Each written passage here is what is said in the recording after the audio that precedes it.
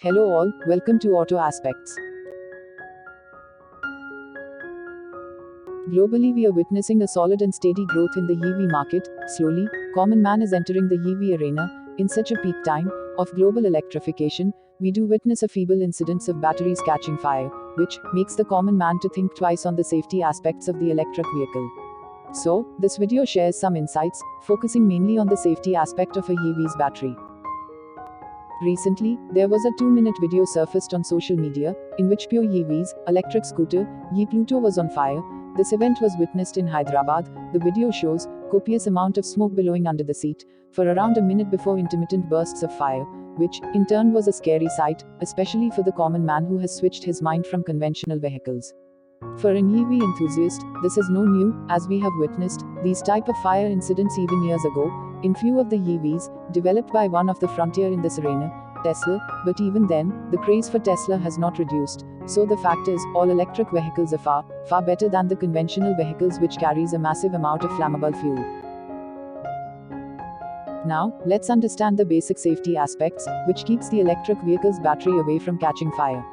Generally, cells in the EV's battery is arranged in series, and if there is any fault in one of the cell, initially we will witness a white or blue smoke, which in turn spreads to the consecutive cells, and within few seconds the battery catches fire. So, with proper pre-maintenance, we can avoid this kind of situation in EVs. The electric vehicle should be serviced periodically, ensuring a BMS check, in which critical battery functions such as cell monitoring, battery packs, charge and discharge control and so on. A capacity check on the battery is always preferable. With this series capacity check, we can understand the actual capacity of cells in each series, making sure that each series has the same capacity. This avoids the overheating of battery and prevents the battery from catching fire.